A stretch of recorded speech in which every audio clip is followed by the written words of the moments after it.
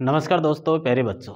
आज की जो वीडियो क्लास है अपनी कक्षा 12th और कक्षा 12th की जो बुक है अपनी फर्स्ट है, उसमें से अध्याय 4 सतह के वैकल्पिक केंद्र। आज हम बात करेंगे सतह के वैकल्पिक केंद्रों की। और जो फर्स्ट सेकेंड वर्ल्ड वार हुआ था, उस सेकेंड वर्ल्ड वार के बाद में यूएसए और यूएसएसआर दो महाशक्तियाँ अपने पास थी। सेकेंड वर्ल्ड वार हुआ 1939 से 45 के मध्य, तो 1945 में शीत युद्ध का दौर शुरू होता है और 1991 तक हम बात करें तो यूएसएसआर का क्या हो जाता है, विघटन हो जाता है। तो उस विघटन के बाद में एकमात्र महाशक्ति बचती है, वो कौन सी बचती है? अमेरिका बचती है, यूएसए बचती है। और उसी यूएसए के वर्चस्व को कम करने के लिए कि वो तो दादागिरी करेगा, एक देश रहेगा, एक महाशक्ति रहेगी विश्व में, तो वो अपनी मर्जी के अनुसार वर्चस्व का काम करेगा। तो इसी वर्चस्व को दबाने के लिए, इसके मुकाबला करने के लिए जो राजनीतिक दृष्टि से बात करें या आर्थिक क्षेत्र से आर्थिक सत्ता के वैकल्पिक केंद्र हमारे सामने ऐसे हैं जो ये कहे कि इसको रोकने का प्रयास किया जा रहा है। तो आज हम बात करेंगे जो अपनी राजनीति विज्ञान है उस अध्याय 4 है अपना सत्ता का वैकल्पिक केंद्र। सत्ता का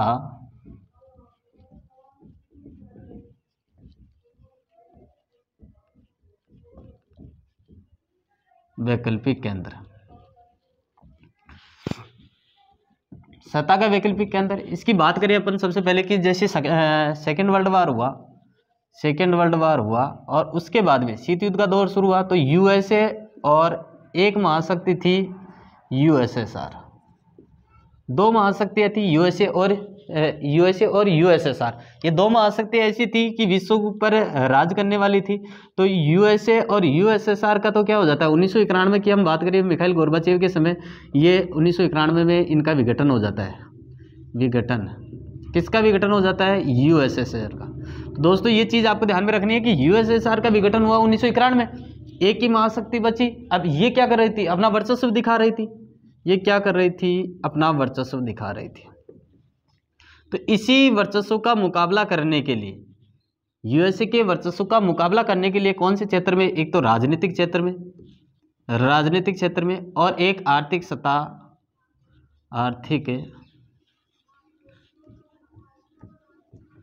सत्ता के आधार पर वैकल्पिक केंद्र। सत्ता के आधार पर वैकल्पिक केंद्र कौन कौन से थे? तो बात करें वर्चस्व के, तो इसके सामने आते हैं, एक तो आता है ईयू, यूरोपियन संघ। एक दूसरा आता है आसियान।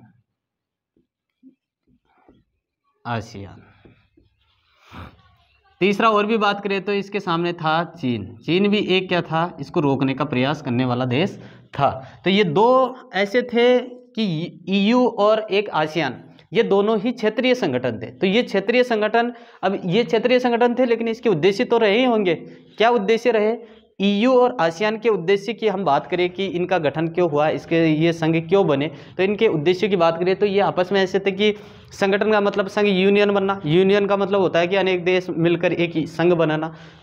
तो संघ बनाया गया, ईयू और आसियान ने संघ तो बनाए, लेकिन इसके प्रमुख उद्देश्य की बात करें तो ये थे सदस्य देशों में एकता कायम रखना। जो भी इसमें शामिल होगा वो आपस में एकता कायम रखेंगे, क्योंकि यदि यूएसए और यूएसएसआर ये तो क्या कर रहे थे उस समय की बात करें 1991 से पहले की, तो दोनों महाशक्तियां शीत युद्ध के दौर में चली गई थी, अपने अपने हथियार बढ़ा रहे थे। ये सारी चीज़ें हमने पढ़ ली थी।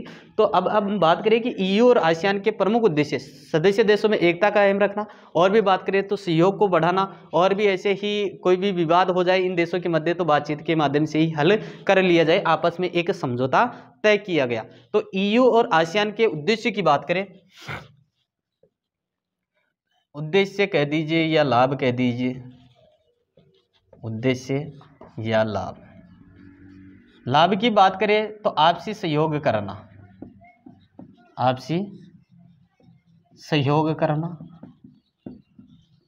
आपस में मित्रता का भाव रखना, आपसी मित्रता रखना। और भी बात करें तो सहयोग की भावना के आधार पर आपस में एक दूसरे का सहयोग बढ़ाने के प्रयास करना। विवादों की, यदि कोई विवाद उत्पन्न हो जाए तो उन विवादों का निपटारा भी हो। विवादों का निपटारा किसके आधार पर? बातचीत के आधार पर। निपटारा बातचीत के आधार पर हल हो।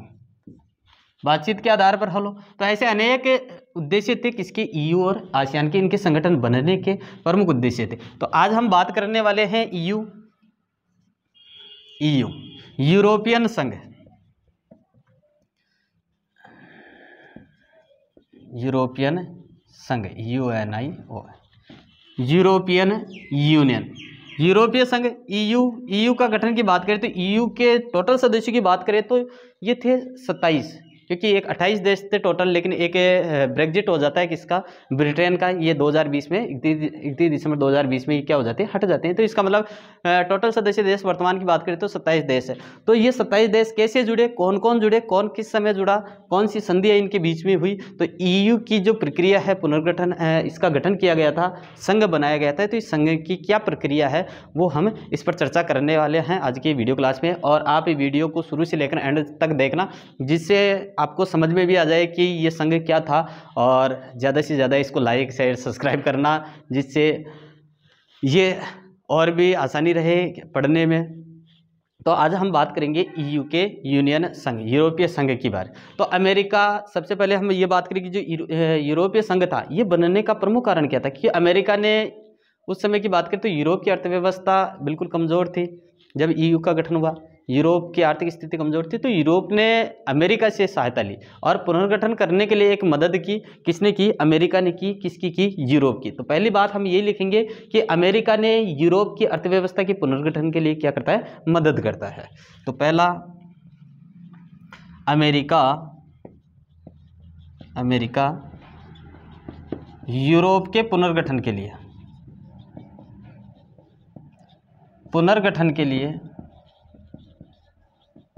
आर्थिक मदद करता है, आर्थिक मदद करता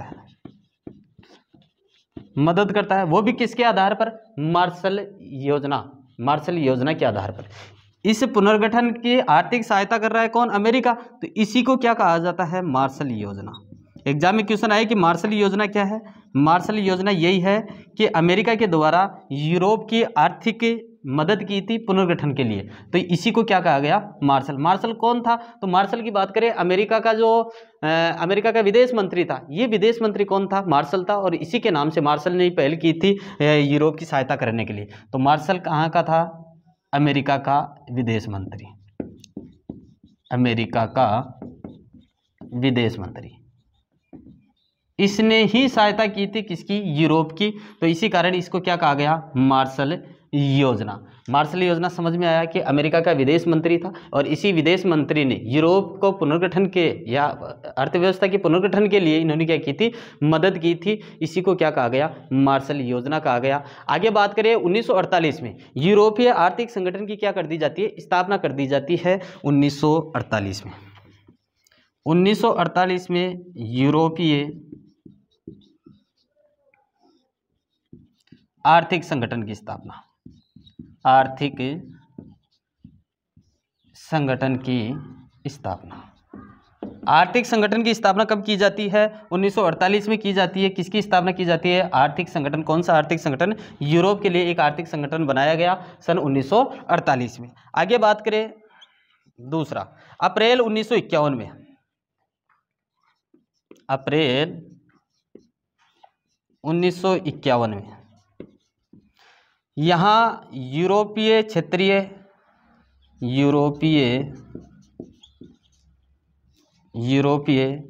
कोयला व इस्पात संगठन,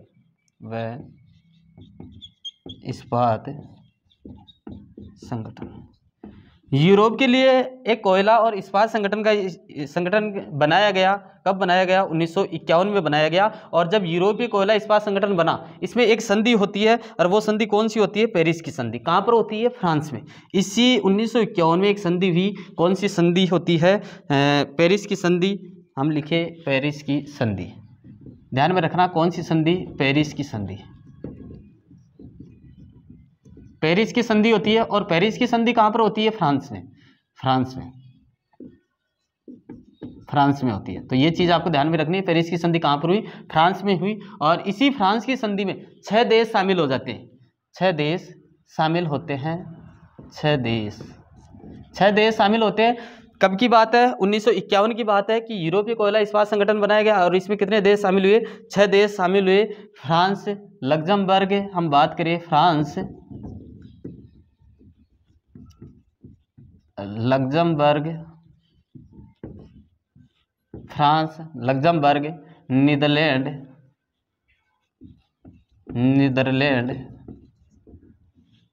पश्चिमी जर्मनी,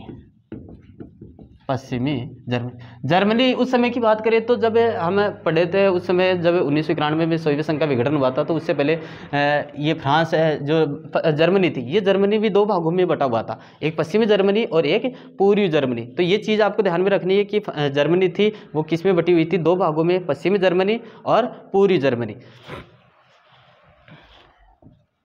इटली, बेल्जियम,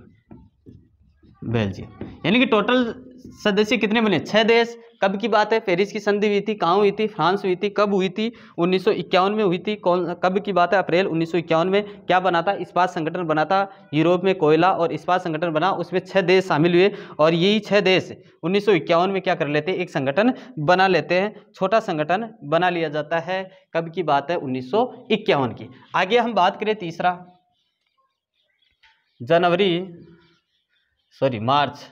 मार्च 1957 को, मार्च 1957 को यूरोप का आर्थिक समुदाय बनता है, एक संगठन बनता है। ये 6 देश मिलकर एक संगठन बना लेते हैं, आर्थिक संगठन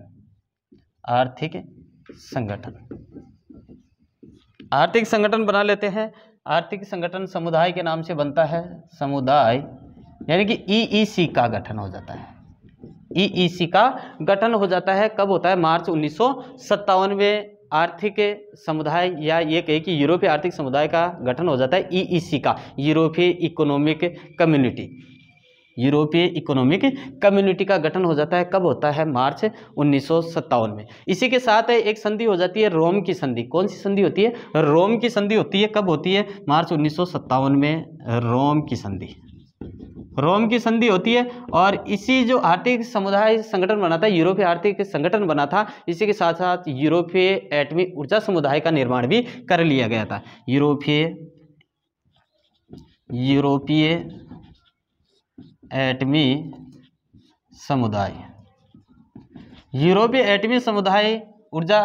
ऊर्जा समुदाय का निर्माण भी कर लिया गया था। कब की बात है? रोम की संधि हुई थी। कब हुई थी? मार्च 1957 में। उसमें EEC का गठन, यानी कि यूरोपीय EU का गठन कर लिया गया था। यूरोपीय संघ, एक EU का गठन, उससे पहले EU तो बाद में बना, लेकिन उससे पहले क्या नाम था? तो ये नाम आपको याद में रखना है, यूरोपीय आर्थिक समुदाय या यूरोपीय आर्थिक संगठन। ये बना था मार्च 1957 में, रोम की संधि हुई। आगे बात करें, जनवरी 1973 में क्या होता है? डेनमार्क, आयरलैंड और UK भी मिल जाता है जनवरी 1973 में। चौथा हम बात करें, जनवरी 1973 कौन कौन मिलता है? एक तो आयरलैंड मिल जाता है, दूसरा UK मिल जाता है, आयरलैंड मिल जाता है, UK मिल जाता है, और एक और मिलता है अपना डेनमार्क। ये 3, यानी कि टोटल कितने देश हो गए? 6 और 3 9 हो जाते हैं। यहाँ कितने हो जाते हैं? 9। आयरलैंड, UK और डेनमार्क कब मिल जाते हैं? जनवरी 1973 में। पांचवा हम बात करें, जनवरी 1973 के बाद में जून 1979 में यूरोपीय संसद का गठन हो जाता है। यूरोपीय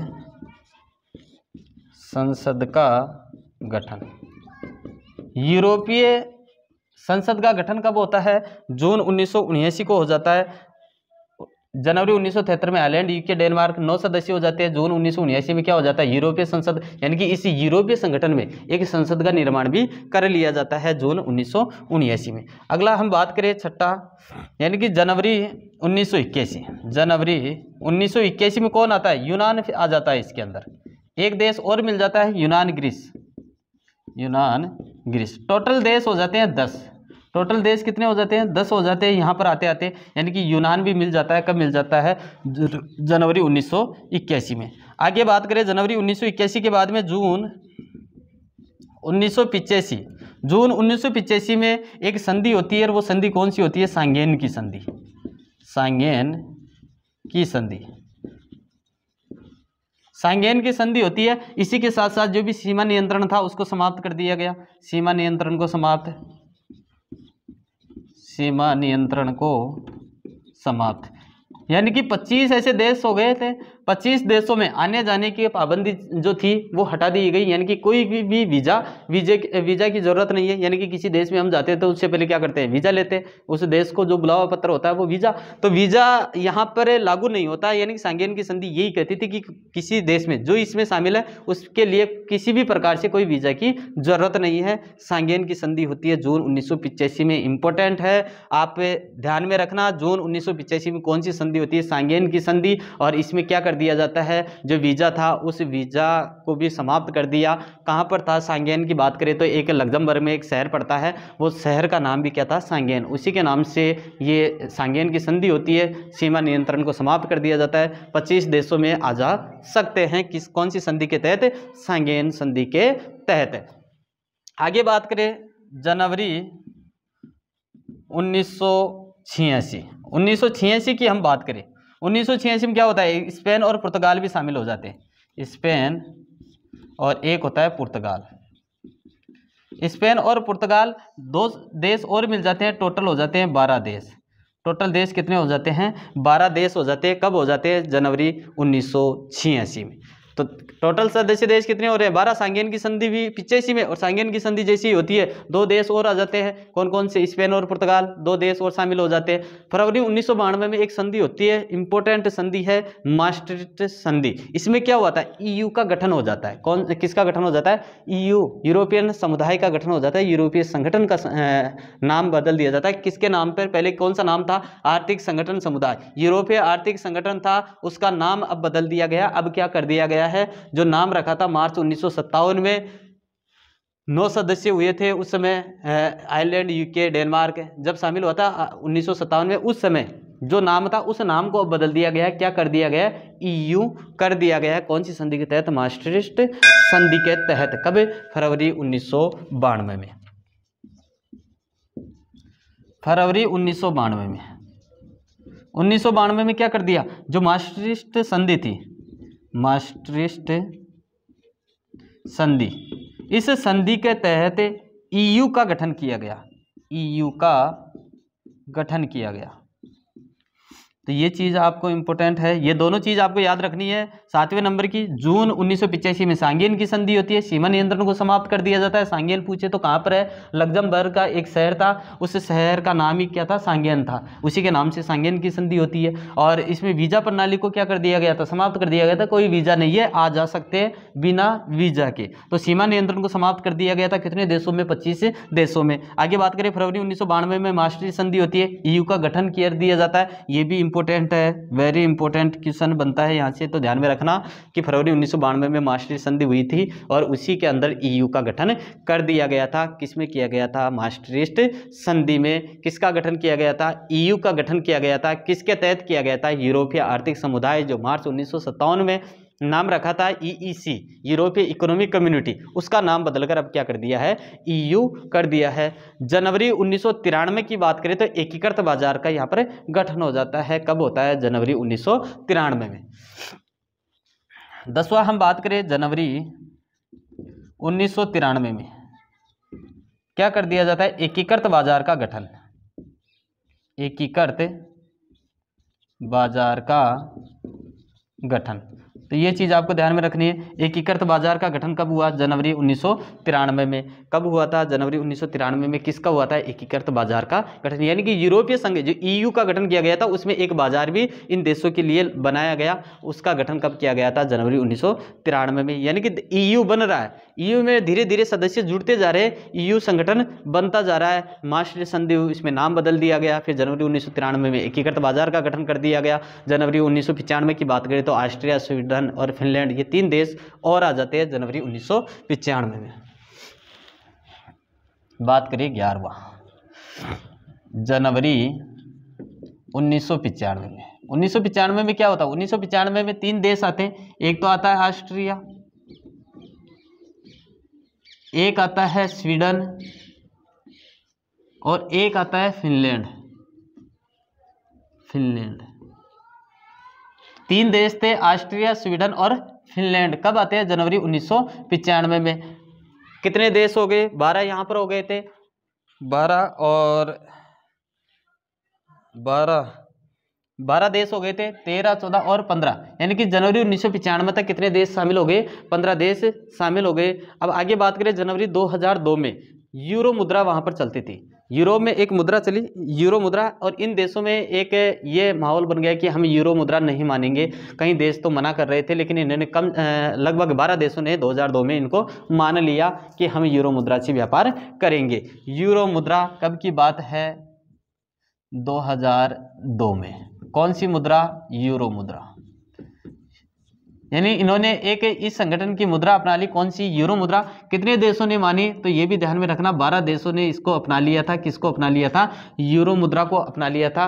कितने देशों ने? 12 देश ने। तो ये चीज़ भी आपको ध्यान में रखनी है। 2002 में यूरो मुद्रा कितने देशों ने अपनाई? 12 देशों ने अपना ली। मई 2004 में 10 देश शामिल हो गए। देखिए, मई 2004 के आसपास, 2003, 2002 में यूरो मुद्रा, और 2004 में, यानी कि 2 साल बाद में क्या कर दिया जाता है? 10 देश एक साथ शामिल हो जाते हैं।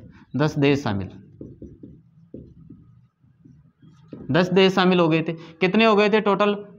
15 और 10, 25 देश यहाँ शामिल हो जाते हैं। कब की बात है? 2004 में। बात करें तो 2004 में 10 देश शामिल कौन कौन से होते हैं? एक तो साइप्रस हो जाता है अपना, दूसरा हो जाता है चेक गणराज्य, जो 1948 में विखंडित हुए थे चेक गणराज्य, वो गणराज्य। और भी बात करें तो एस्टोनिया, हंगरी, लातविया, लिथुआनिया, माल्टा, पोलैंड, और भी बात करें तो स्लोवाकिया और स्लोवेनिया। ये टोटल 10 देश थे। दोबारा सुनना, एक तो साइप्रस था, एक था चेक गणराज्य, 2 एस्टोनिया, 3 और एक हंगरी, लातविया, लिथुआनिया, माल्टा, पोलैंड, स्लोवाकिया और स्लोवेनिया। ये टोटल 10 देश कब शामिल होते हैं? मई 2004 में शामिल हो जाते हैं। ये चीज़ आपको ध्यान में रखनी है। कब हुए? एक साथ 10 देश EU में गठित हो जाते हैं, ये शामिल हो जाते हैं। कब होते हैं? 2004 में, मई में। बात करें जनवरी 2007 में बुल्गारिया और रोमानिया 2 देश और आ जाते हैं। 2007 में कौन कौन आए? बुल्गारिया और रोमानिया, यानी कि 2 देश और 25 हो गए थे, 26, 27, यहाँ कितने देश हो जाते हैं? 2007 में। 2007 में जनवरी 2007 में 2 देश और मिल जाते हैं, बुल्गारिया और रोमानिया, जनवरी में। टोटल यहाँ देश हो जाते हैं कितने? 10 से 15, 25, 27 देश हो जाते हैं। 27 देश हो जाते हैं। आगे बात करें 2012 में नोबेल शांति पुरस्कार से सम्मानित किया गया। किसको किया गया? EU को किया गया। कब किया गया? 2012 में। 2012 में नोबेल पुरस्कार से सम्मानित, नोबेल